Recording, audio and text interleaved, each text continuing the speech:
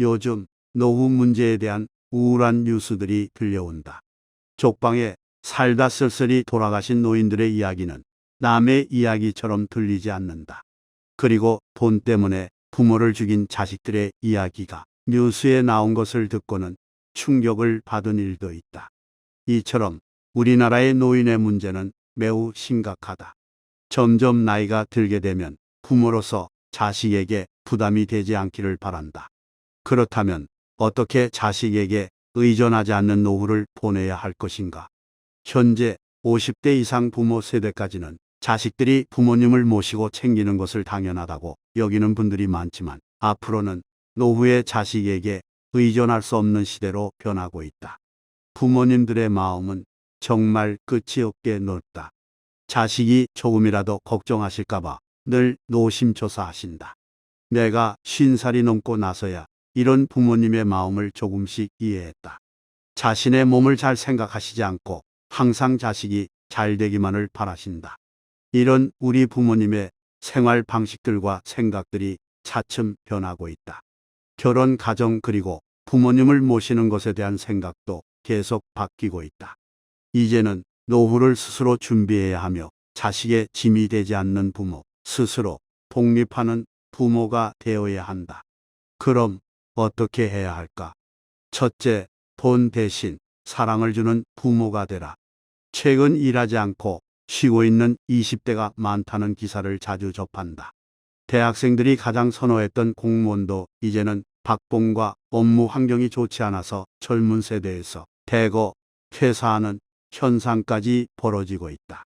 그래서 요즘은 다 큰 자식들이 경제적으로 자립하지 못하고 나이든 부모에게 기대어 사는 경우가 많다.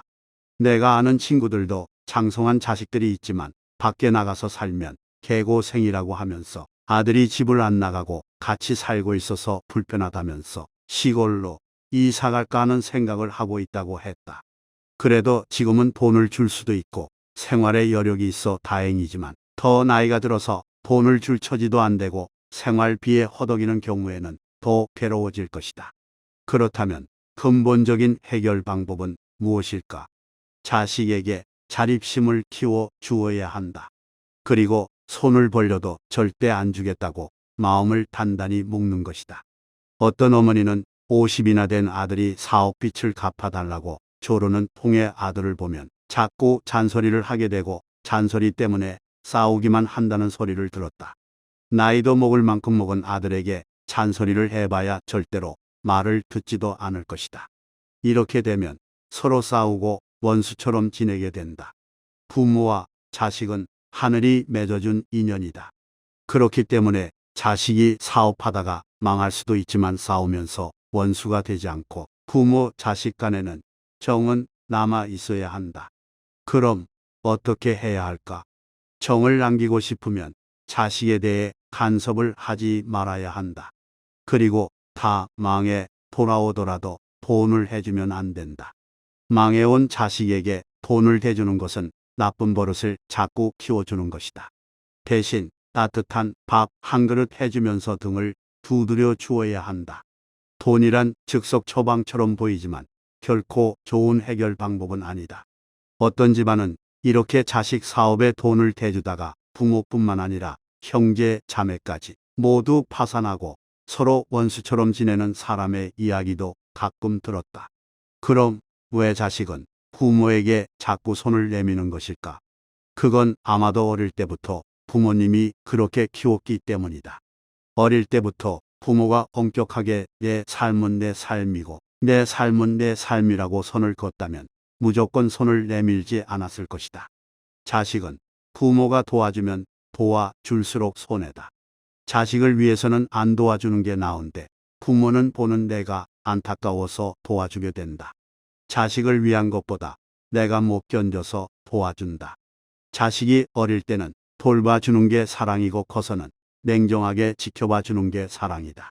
그런데 많은 부모님들이 아이가 어릴 때는 일하느라고 돌볼 여력이 없었고 나이 들어서는 마음이 조급하고 안쓰러워서 자식을 지켜볼 인내가 없다. 아이가 넘어져서 울고 악을 쓸 때 자기가 일어날 수 있도록 가만히 지켜봐야 하는데 가서 안고 어디 다쳤나 난리를 피운다. 그리고 아이가 말을 안 듣는다고 성질을 부리다. 자식이 넘어져서 소리 지르면 바로 달려가서 안고 난리를 친다. 이렇게 교육을 시켰기 때문에 아이들은 참을성도 없고 스스로 일어나지도 못한다. 부모는 자식이 크면 자기 감정도 절제하고 무작정 도와주는 게 아니라 차분히 지켜볼 수 있는 냉정함이 있어야 한다. 부모가 자식에게 물려줄 최고의 선물은 자식이 자립할 수 있도록 하는 것이다. 자식을 정말로 사랑한다면 물질적인 것을 주는 것보다 따뜻한 말과 행동으로 등을 두드리고 감싸 주어야 하는 것이다. 둘째, 정신적인 독립을 하는 부모가 되라. 어떤 한 할머니가 이혼한 아들과 함께 사는데 자신이 품팔이 하는 돈까지 아들이 가져간다고 하소연을 했다. 아들이 집 팔아 가져가고 전세금, 월세금 가져가고 지금은 제가 땀 흘려서 품파일에서 번 돈도 10만 원, 20만 원 모이면 가져갑니다. 이놈 앞에서 죽어야지 하지만 자식의 끈을 못 놓고 있어요. 제 시간에 안 들어오면 기다려집니다. 그런데 맛있는 음식을 차려놓아도 아들은 전혀 고마운 줄 모릅니다. 안 먹으면 저는 마음이 상합니다. 이놈은 자식에 대해 완전 집착하기 때문에 평생 자식에게 종노릇하는 수밖에 없다. 이런 부모들은 아들이 애를 먹여도 감싸안고 욕하면서도 감싸고 만다. 자식이 나가면 섭섭하고 기다려지고 들어오면 또 싸운다. 말로는 내 앞에서 내가 죽어야지 하지만 내가 없으면 제가 어떻게 사나 싶어서 죽지도 못한다. 그러니 고생하면서 같이 살고 있다. 어떤 것을 유지하고 싶고 갖고 싶고 제 뜻대로 꼭 하려 하는 것을 집착이라고 한다.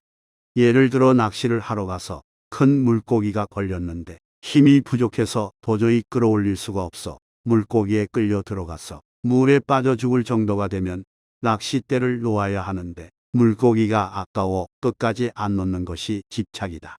끌려가면서 살려달라고 아우성을 친다. 빨리 놓으라고 하면 죽어도 못 놓겠다. 이런 기회가 어디 있느냐고 한다. 집착에 이끌리면 고통에 빠지게 된다. 한편 내 뜻대로 하고 싶은데 뜻대로 안 되면 집어치워 버리는 경우가 있다. 이것이 외면이다. 고기가 안 잡히니까 낚싯대를 집어 던져 버리는 것과 같다. 이것은 낚싯대를 놓는 것과는 다르다. 내 뜻대로 안 되니까 던져버렸다가 며칠 후에 다시 낚싯대를 잡는다. 이처럼 집착과 외면은 나타나는 모양만 다르게 보일 뿐 자신의 뜻대로 하려는 욕망의 서로 다른 표현이다. 자식을 잘못 기르는 많은 부모가 하는 행동은 자식에 대해 집착과 외면을 되풀이한다. 자식에 대해 잔소리하는 것은 집착이고 성질대로 안 되니까 때라 공부를 하든 말든 너 알아서 해라. 내 인생이지 내 인생이냐 하는 것은 외면이다. 그런데 집착과 외면을 늘 반복하기 때문에 문제가 해결되지 않고 고통이 계속된다. 이제라도 자식을 바꾸려면 자신부터 달라져야 한다. 자식을 고치려면 내일부터 일을 나가지 말고 밥도 하지 말아야 한다. 돈을 모아봤자 어차피 아들이 가져가니까 그게 미우면 일을 안 나가야 한다. 돈을 안 벌면 가져갈 게 없기 때문이다. 그리고 본인도 밥을 굶는 것이다. 나는 밥 해 먹고 아들에게는 안 주면 부모가 아니다. 그럴 때 너 미워서 밥 안 해준다 하면 안 된다. 그러면 아들이 반발해서 상황이 나빠지기 때문에 이야 오늘 엄마가 몸이 너무 아프다 밥맛도 없고 냉장고 안에 음식이 있는데 내가 밥을 차려주면 안 되겠니? 이러면서 며칠 일도 나가지 않고 아들에게 부탁을 하는 것이다. 그래야 자식이 조금이라도 달라진다. 아들에게 집착해서 보살피려고 하지 말고 오히려 누워서 도움을 청하는 쪽으로 바꿔야 희망이 있다. 일부러라도 깁스를 해서 아들이 집안일을 하게 하든지 아니면 술 먹고 성질 내면서 밥 그릇이라도 깨면 아들이 어머니를 감당하지 못해서 도망간다. 그 정도는 해야 자식을 고칠 수 있다. 자식과 같이 살려면 두 가지 길이 있다. 몸져 누워서 자식의 버릇을 고치는 방법이 있고 아니면 그냥 자식에게 돈을 주는 재미로 사는 방법이 있다. 결국 두 가지 중에 어느 것을 선택하는가 본인의 의지에 달려 있다. 셋째, 경제력이 있는 부모가 되라. 옛날에는 자식 농사를 잘 지으면 노후가 보장되는 사회였다. 하지만 요즘은 자기들 먹고 살기도 바쁘다. 그렇기 때문에 절대로 자식들의 도움을 받을 생각을 해서는 안 된다. 행복한 노후는 자식으로부터 독립함으로 시작한다. 늙을수록 자식에 연하지 말고 자식이 잘 성장하여 독립하였다면 그것으로 만족해야 한다.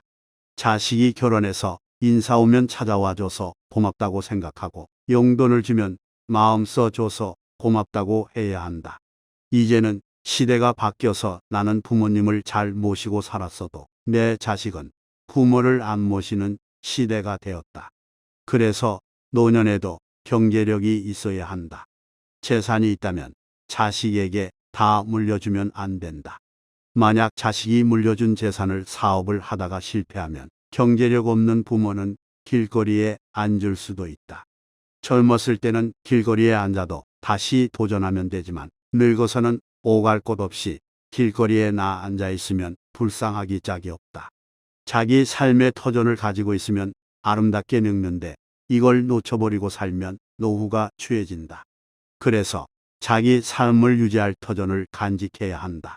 그래서 자신의 재산을 다 주고 의지하지 말고 자신의 몸을 누일 곳과 용돈 쓸 것을 놓아두어야 한다. 자식에게 다 줘버리고 책임지라고 하면 오히려 원수가 될 수도 있다. 자식에게 물려주려고 노후에 맺은 말 궁핍하게 사시는 분들도 있다. 노후에 검소한 것은 좋지만 궁색해지는 안 된다. 만약 집을 가지고 있다면 은행의 집을 담보로 죽을 때까지 생활비를 받는 모기지를 신청하는 것도 생각해 보아야 한다. 재산이 많은 집들도 돈 때문에 싸움이 나지만 돈이 적은 집들도 남은 재산 때문에 싸움이 나는 경우를 종종 보아왔다. 그러니 자식들이 싸움을 하고 원수로 지내는 것보다는 차라리 나눠줄 재산이 없는 게 더 낫다. 그리고 나이가 들어갈수록 노동보다는 소일거리가 있어야 한다. 자신이 할 수 있는 작은 봉사와 같은 것도 하면 좋다. 따라서 노후에는 자신을 위해서 그리고 자식을 위해서라도 경제력이 있어야 한다. 사람은 누구나 노후를 편하게 살다가 가기를 바란다. 그렇게 하기 위해서는 육체적으로 건강해야 하고 정신적으로도 고독을 받아들이고 즐겨야 한다. 그리고 경제적으로도 독립되어야 한다. 자신의 멋진 이막의 삶을 위한다면 자식에게 의존하지 않는 삶을 찾아야 한다. 자식에 대한 집착을 버리고 감사하는 마음으로 살아야 한다. 다른 사람을 위한 봉사와 같은 활동들을 하며 남은 인생을 보람있게 살려면 미리 준비해야 한다. 자식으로부터 독립하려는 마음으로 살 때 우리는 좀 더 자유로운 삶의 마지막 여정을 가게 될 것이다. 오늘도 행복한 하루 보내시길 바랍니다.